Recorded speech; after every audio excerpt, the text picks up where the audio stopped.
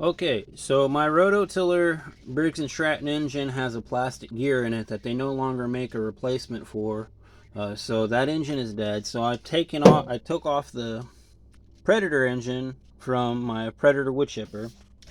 How you do that is you remove the bolts. Around there, I believe there's 12 of them. Then you remove the 4 bolts that are on the mounting plate for this little leg. And then that frees up here. And this connects to the engine by those 4 bolts. And you have this guy that's press fitted on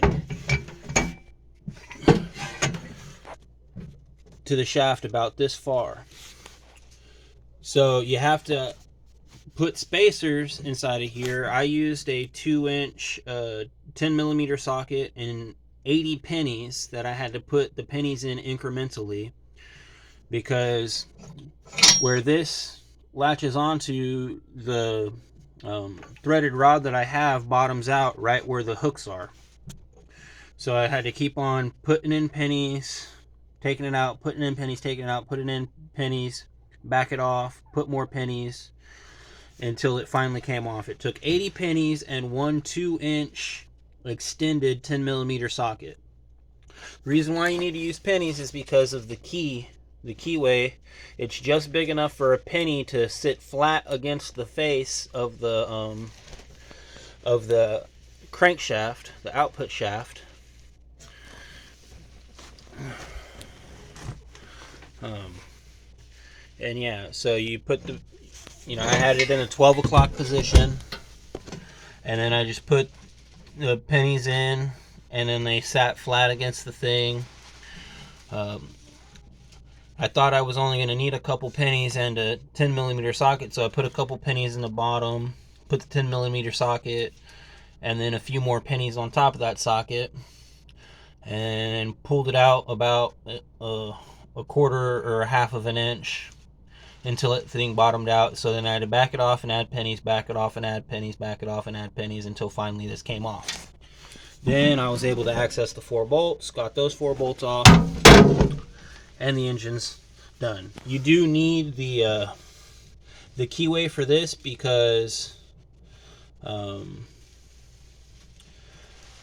this keyway is a little bit bigger. The one on the tiller that I took off of is, the keyway has too much play, and so you'll end up shearing it off when using the rototiller. So to remove the Briggs & Stratton engine, you only have to remove these 3 bolts and the bolt that holds the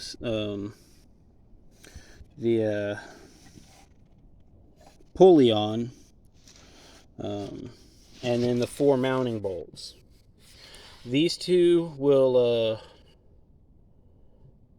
only the nut and washer will come out because there's not enough clearance. These ones, everything will come out because there's more than enough clearance.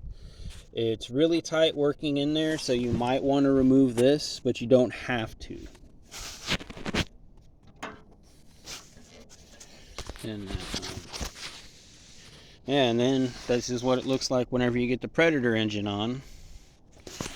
And we're going to test it to see if it works. Got the starter on.